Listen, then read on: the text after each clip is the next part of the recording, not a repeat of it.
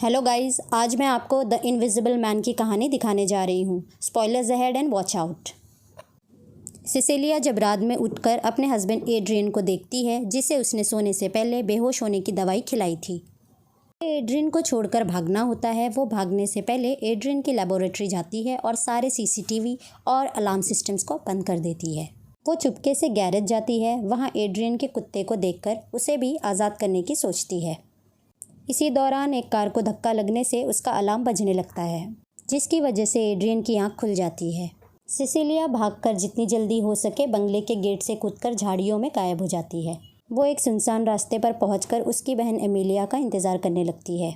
Emilia के आते ही वो गाड़ी में बैठ जाती है और बेहोशी की दवाई ज़मीन पर गिरा देती है, जो उसने एड्रियन पर इस्तेमाल की थी। वो लोग जाने वाले ही होते हैं कि झाड़ियों में से एड्रियन आ जाता है। वो खिड़की का कांच तोड़ देता है और सिसिलिया को नीचे उतरने को कहता है। 2 हफ्ते गुजर जाते हैं और सिसिलिया अपने फ्रेंड जेम्स के साथ रह रही होती है। सिसिलिया बहुत घबराई हुई होती है और इतने दिनों बाद भी घर से बाहर निकलने के लिए डरती है। हमेशा इस बात का डर लगा रहता है कि उसके ऊपर कोई नज़र रख रहा है। एमिलिया जेम्स के घर आती है तो सिसिलिया बहुत बेचैन होने लगती है। वो नहीं चाहती कि एमिलिया का पीछा करते हुए एड्रियन भी उसी जगह पर पहुँच जाए। एमिलिया उसे भरोसा दिलाती है कि फ़िक्र करने की कोई बात नहीं, क्योंकि एड्रियन तो मर चुका है। एमिलिया उसे एक न्यूज़ आर्टिकल भी दिखाती है, जिसमें लिखा होता है कि एक अमीर बिजनेसमैन, जो कि एक विजन टेक्नोलॉजी कंपनी का हेड था, उसने आत्महत्या कर लिया है। सिसिलिया एमिलिया और जेम्स से कहती है कि उसे आत्महत्या वाली बात पर बिल्कुल भरोसा नहीं है, क्योंकि एड्रियन एक बहुत ही जालिम और दरिंदा किस्म का इंसान था। उसके आत्महत्या की कोई वजह नहीं है। इतना जालिम था कि सिसिलिया को मारता भी था और परेशान भी करता था। उसे सिसिलिया से एक बच्चा भी चाहिए था। उसे बच्चा ना हो, इसीलिए वो गर्भ निरोधक गोलियां खाती थी। एड्रियन के वकील टॉम से एक कोर्ट का नोटिस आता है। टॉम एड्रियन का वकील ही नहीं, उसका सगा भाई भी होता है। टॉम उनसे मिलकर बताता है कि वसीयत के अनुसार सिसिलिया को 4 करोड़ रुपए मिलेंगे। सिसिलिया बहुत खुश होती है और कहती है कि जेम्स की बेटी सिडनी की पढ़ाई का पूरा खर्च वो उठाएगी। अगले दिन उनके घर में कुछ अजीब घटनाएं घटती है। कभी स्टोव बहुत फास्ट हो जाता है, कभी दरवाजे खुद ही खुल जाते हैं। एक बार तो सिसिलिया के कमरे में ज़मीन पर पड़ी चादर पर पैर के निशान बनने लगते हैं। उसे ज़मीन पर वो दवाई भी मिलती है जो उसने एड्रियन पर इस्तेमाल किया था और घर से भागते वक्त खो दिया था। उसे यकीन हो जाता है कि एड्रियन जिंदा है और उसने अदृश्य होने का फॉर्मूला ढूंढ लिया है। टॉम जब सिसिलिया से मिलता है तो बताता है कि वो भी एड्रियन से उतना ही चिढ़ता है, क्योंकि उसने भी एड्रियन के साथ उसकी पूरी ज़िंदगी बिताई है और उसका वहशीपन सहा है। टॉम उसे एड्रियन की लाश की तस्वीर दिखाकर उसे समझाता है कि एड्रियन सच में मर चुका है। जब सिडनी और सिसिलिया बात कर रहे होते तो सिडनी के सर पे ज़ोर से कुछ लगता है। सिडनी को लगता है कि उसे सिसिलिया ने ही मारा है। सिसिलिया कहती है कि ये ज़रूर एड्रियन की हरकत है, लेकिन कोई उसकी बात नहीं मानता। सिसिलिया चिढ़कर एड्रियन को सामने आने के लिए कहती है। सिसिलिया एड्रियन को कॉल करती है तो उसका फ़ोन एटिक में बजता है। वो एटिक में चढ़कर फिर से एड्रियन को कॉल करती है। उसे एड्रियन का फ़ोन एक चाकू के साथ मिलता है। उसे एंट्रेंस के पास कुछ अजीब महसूस होता है, तो वो एक सफ़ेद पेंट का डब्बा एंट्रेंस पे पलट देती है। वो पेंट एक आदमी का आकार ले लेता है, जिससे उसका शक सही हो जाता है। सिसिलिया किचन में आकर देखती है कि उसने पेंट सिंक में धो लिया होता है। वो चाकू उठा लेती है, लेकिन वो अदृश्य आदमी उसे पकड़कर पटक देता है। सिसिलिया वहाँ से भागती है और एक कार लेकर एड्रियन के घर पहुँच जाती है। वो एड्रियन के लेबोरेटरी में जाती है तो वहाँ उसे इंसान को गायब करने वाला सूट मिल जाता है। उसे यकीन हो जाता है कि एड्रियन ही वो अदृश्य आदमी है। डर के वो एड्रियन के बेडरूम में जाकर छुपने की कोशिश करती है तो उसे कारपेट पे पैरों के निशान दिखते हैं। वो वहाँ से भागकर एमिलिया से एक रेस्टोरेंट में मिलती है। वो उसे सारी बात बताने ही वाली होती है। अचानक से एक चाकू एमिलिया के गले को काट देता है और सिसिलिया के हाथ में गिर जाता है। ऐसा दिखता है कि सिसिलिया ने ही अपनी बहन को मार डाला है। एमिलिया की मौत हो जाती है और पुलिस सिसिलिया को लेकर चली जाती है। उसे एक पागल खाने में हमेशा दवाई के नशे में रखा जाता है।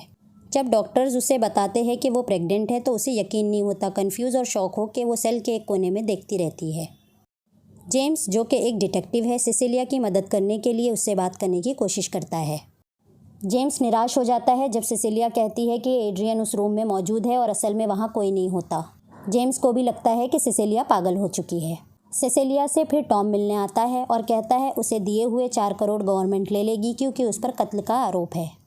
टॉम एक चौंका देने वाली बात कहता है, या तो वो अपने सारे पैसे गंवा दे या फिर उस बच्चे को पैदा करके एड्रियन के पास लौट आए। इस बात से ये पक्का हो जाता है कि एड्रियन अभी भी जिंदा है। टॉम कहता है कि एड्रियन को हमेशा से पता था कि वो गर्भ निरोधक गोलियां ले रही थी, तो उसने गोलियों को पहले ही बदल दिया था। टॉम कहता है कि वो एड्रियन के साथ एक नई ज़िंदगी शुरू करे। चिढ़कर वो मना कर देती है और टॉम का एक पेन लेकर अपने पास छुपा लेती है।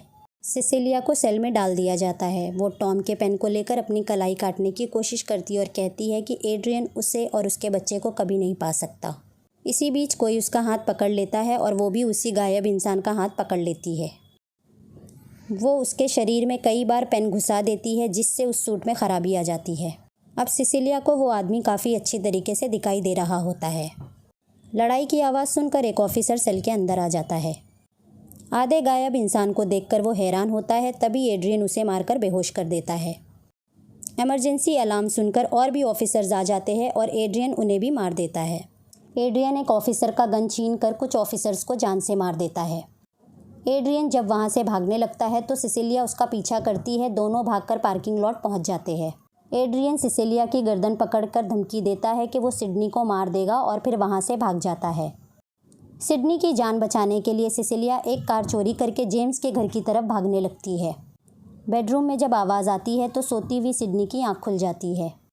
वो एड्रियन पर पेपर स्प्रे मार देती है। वो भागने की कोशिश करती है लेकिन पकड़ी जाती है। जेम्स आकर एड्रियन से लड़ने लगता है, लेकिन न दिख पाने की वजह से जल्द ही उससे मार खाकर बेहोश हो जाता है।